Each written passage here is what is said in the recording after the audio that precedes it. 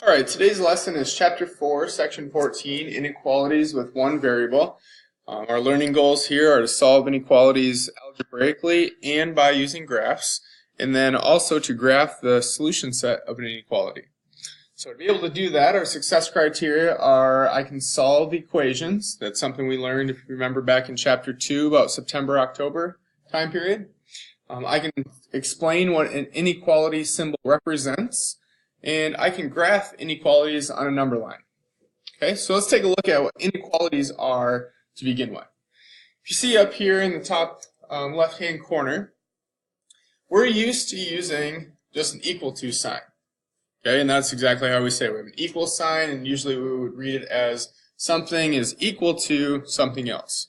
So inequalities, we're going to look at these four symbols that are on your screen, and we're comparing things that are either less than, greater than, less than or equal to, greater than or equal to. So an example, I could write this statement, 2 is less than 3. Okay, I could turn it around and also say 3 is greater than 2.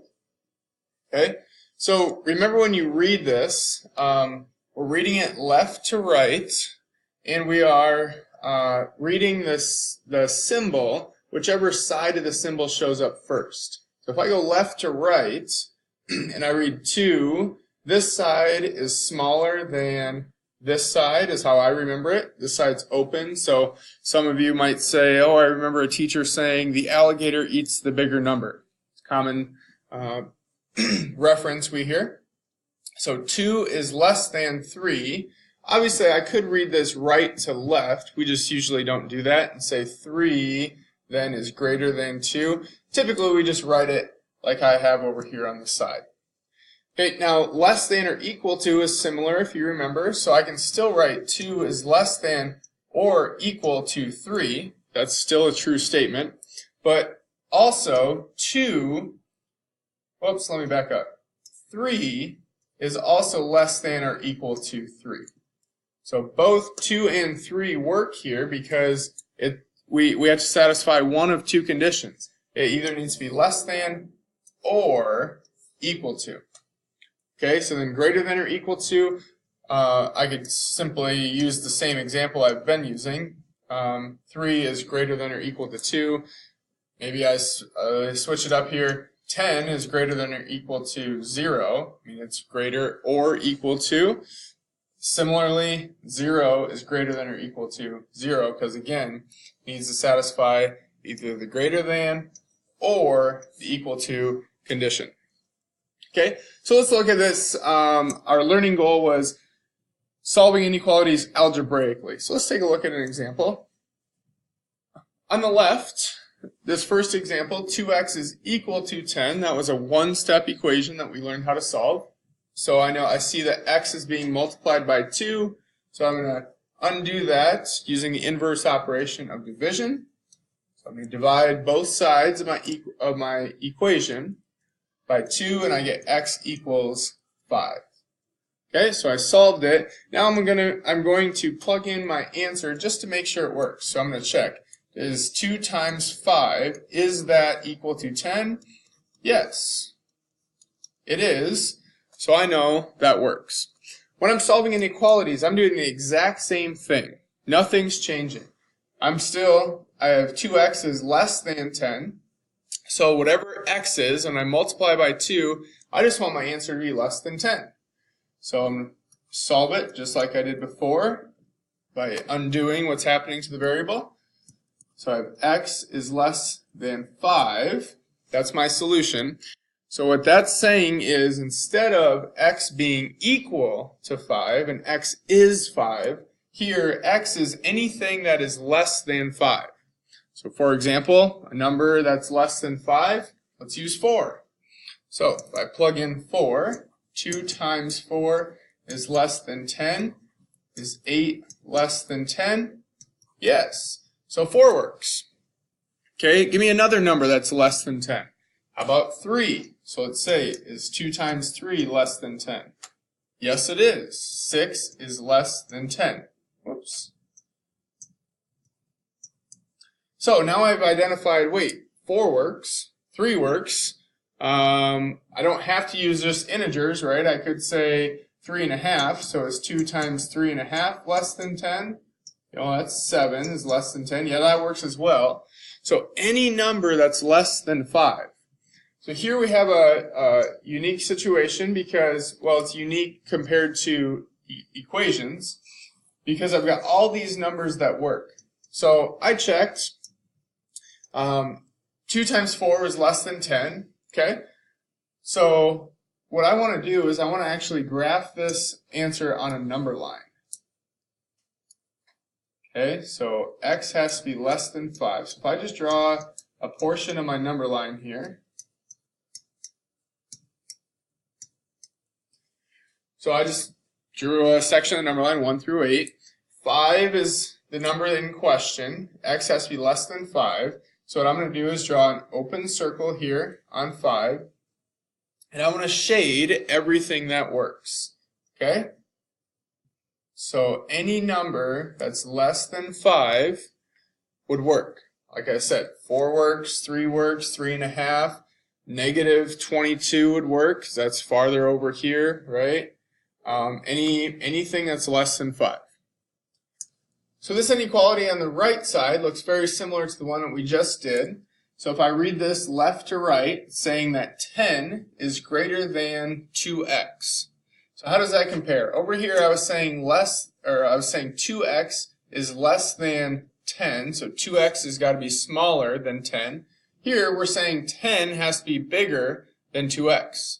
So if you think about that for a second, we're saying the exact same thing, just instead of comparing 2x to 10 and saying it's smaller, we're saying that 10 is going to be bigger, which, if I read this right to left, that would work as well. 10 is bigger than 2x. So we'll solve this exactly like we did the last one, and what you'll notice is I get the exact same answer. It's just written, it looks slightly different. X is less than 5, or 5 is greater than x. Okay? So again, if I draw my number line, 5 in the middle, I'm going to put an open circle on 5, and then I want 5 to be bigger than any of my x values. Okay, so I'm asking myself a slightly different question. 5 is bigger than what numbers? Well, 5 is bigger than 4, 5 is bigger than 3, and I'm going to shade this direction. So my final answer when I finish my problem is going to be right here. I've got my inequality here solved, and I need this number line here at the bottom so I can represent my my solution. Okay, let's look at another example. Now I've got 3x minus 5 is greater than or equal to, so the new symbol, 16. Again, start undoing what's happening here by using our inverse operations. Now I'm going to divide by 3. X is greater than or equal to 7. Check our answer. That's always a good idea. Let's just check real fast. 10 is greater than or equal to 7, so I'm just going to check 10. Does that work? So is 30 minus 5 greater than or equal to 16? Well, 30 minus 5 is 25. Yeah, 25 is greater than or equal to. So now I'm going to graph my solution again. Okay, so I'm going to draw a number line. Remember, 7 was my solution. X is greater than or equal to 7. So 7 will be the center of my number line here. Nothing fancy. We're not making an art project, just graphing our solution. This time, instead of an open circle, like I did in the last example where we had an open circle on 5, this time I've got a greater than or equal to sign. So I want to put a closed circle because I want to communicate to anybody looking at my solution that my solution can equal 7 and anything greater than 7. Okay? So I have a closed circle anytime I've got an equal to sign underneath of it. X was greater than or equal to 7. I chose 10, plug that in, and check to see if it would work. It did, so I'm going to shade towards the 10. And this is my solution. Okay? One more example. Negative 3x is greater than 6. Well, this one looks a lot like the first one, very similar to where I had 2x is less than 10, except this time I've got a negative sign there. Okay, same thing, divide by negative 3. X is greater than negative 2. Now let's check our answer, and this is extremely, extremely important, especially in this case. So I need a number that's greater than negative 2. So just stop for a second and think about this, because usually when we see a 2, we think, well, 3 is greater than 2. Okay, but it's negative 2, so the positive numbers are greater than that. So let's use 0. Let's see. I know 0 is a bigger number than negative 2, excuse me. So negative 3 times 0 is greater than 6. Question is that a true statement? Well, is 0 greater than 6? No. That did not work, and it was supposed to. Okay, if I try another number like 5, that's bigger than negative 2. Negative 3 times 5 is greater than 6. That ends up with negative 15 is greater than 6. That's also not true. So what happened?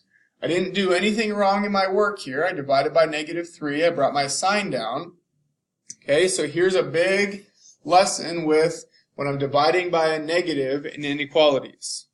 Okay, when I divide by a negative, like I did over here, I need to flip my sign. My sign needs to go the other direction.